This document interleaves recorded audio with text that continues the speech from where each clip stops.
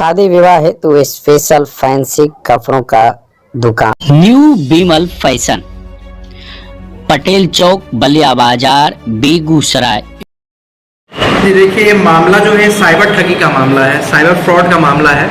मैं संक्षिप्त में बताता हूँ इसके बारे में। दिनांक 13/1/25 को परिवादी प्रमोद कुमार सिंह के घर पे कॉल आता है अननोन नंबर से।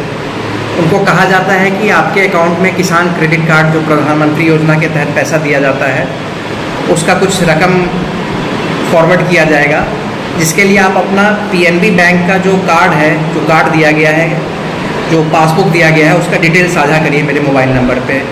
परिवादी बुजुर्ग हैं उम्र में, गांव के परिवेश के रहने वाले हैं, जानकारी का थोड़ा अभाव था, तो उस बहकावे में आके उन्होंने वो सारा इन्फॉर्मेशन साझा कर दिया। और जैसे ही इन्फॉर्मेशन उन्होंने शेयर किया, इन्फॉर्मेशन शेयर करने के कुछ समय के भीतर, मतलब घंटे 2 घंटे के भीतर, उनके मोबाइल पे 2-3 OTP आता है। जो अज्ञात अभियुक्त जो उनको कॉल किए थे फिर फ़ोन करते हैं, उनसे OTP मांगते हैं कि आपके मोबाइल पे OTP क्या है, ये शेयर करिए, तुरंत पैसा चला जाएगा। जाने अनजाने में OTP भी शेयर करते हैं। और जैसे ही ये OTP शेयर करते हैं, इनके अकाउंट जो पंजाब नेशनल बैंक में इनका अकाउंट खुला हुआ है राहतपुर शाखा में, उससे 45,200 रुपये अवैध रूप से निकाल लिया जाता है। और जो पैसा निकाला जाता है उससे अमेज़ॉन इंडिया पे जाके कुछ 2-3 राउंड में शॉपिंग किया जाता है। जब ये शिकायत लेके जाते हैं बैंक मैनेजर के पास, एक आवेदन देते हैं कि जो पैसा लिया गया है उसको वापस कराया जाए और पैसा ना कटे उस पर रोक लगाया जाए, कोई कार्रवाई नहीं की जाती बैंक मैनेजर के द्वारा। उसके बाद ये शिकायत लेके जाते हैं साइबर थाना पे। पहले तो ऑनलाइन दर्ज करते हैं अपनी शिकायत को, उसके बाद जो नंबर मिलता है कंप्लेंट नंबर, वो लेके साइबर थाना जाते हैं। साइबर थाना में भी कुछ कार्रवाई नहीं की गई। महीने, 2 महीने, 3 महीने बीत गए। SP साहब को भी आवेदन दिए, वहाँ भी कोई कार्रवाई नहीं की गई। अब में थक हार के वो माननीय न्यायालय के द्वार पे आते हैं, हमारे पास आते हैं। फिर हमने क्रिमिनल कंप्लेंट केस 344/25 श्रीमान CGM साहब के यहाँ दायर किया, श्रीमती CGM साहब के यहाँ। इसकी 25/3/25 को एक केस फाइल किया गया। केस में हमने सारा पक्ष CGM साहब के सामने रखा। CGM साहब भी सारे डॉक्यूमेंट्स और सारी चीज़ों का अवलोकन किया और अवलोकन करने के बाद इस निष्कर्ष पे पहुँचे हैं, कोर्ट का 1/5/2025 को ऑर्डर आया है कि इस केस में ना सिर्फ अनजान अभियुक्त बल्कि अमेज़ॉन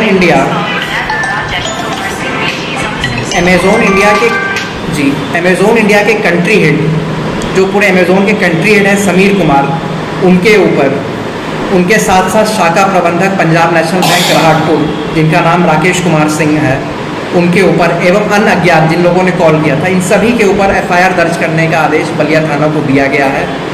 और थाना के पास सारी ज़रूरतमंद कागज़ भेज दी गई है कार्रवाई के लिए।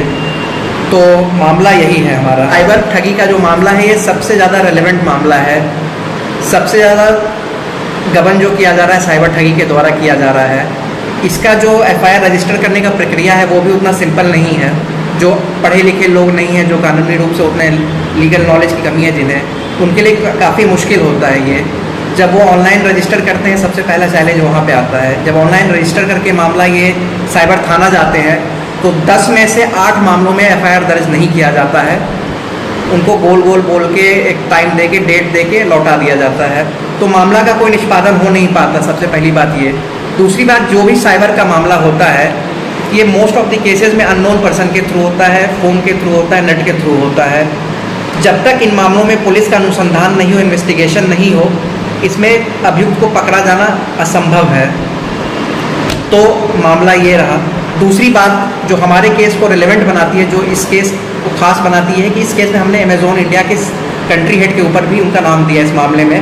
और कोर्ट इस बात को समझी है इस बार कि जब तक अमेज़ॉन इंडिया या अन्य ऑनलाइन शॉपिंग पोर्टल्स हैं वो अपने सिस्टम को सुदृढ़ नहीं करते, कुछ इस प्रोसेस को रोकने के लिए उनके तरफ से कदम नहीं उठाया जाता, तब तक एक बहुत ईजी गेटवे, एस्केप वे बन रखा है कि आदमी आपके अकाउंट से पैसा काटता है, आपके कार्ड से पैसा उड़ाता है, ऑनलाइन शॉपिंग करता है, बहुत आराम से शॉपिंग हो जाता है। वहाँ कोई चेक एंड सिक्योरिटी का मेजर नहीं है और उसका पैसा से शॉपिंग करके निकल जाता है, पैसा का भी पता नहीं, जो सामान खरीदा सामान खरीद के निकल गया उतने का। और उसके ऊपर कोई लीगल कार्रवाई नहीं, अमेजोन इंडिया की कोई रिस्पॉन्सिबिलिटी या कोई लाइबिलिटी नहीं है, या फ्लिपकार्ट हो या जो भी हो ऑनलाइन शॉपिंग पोर्टल्स।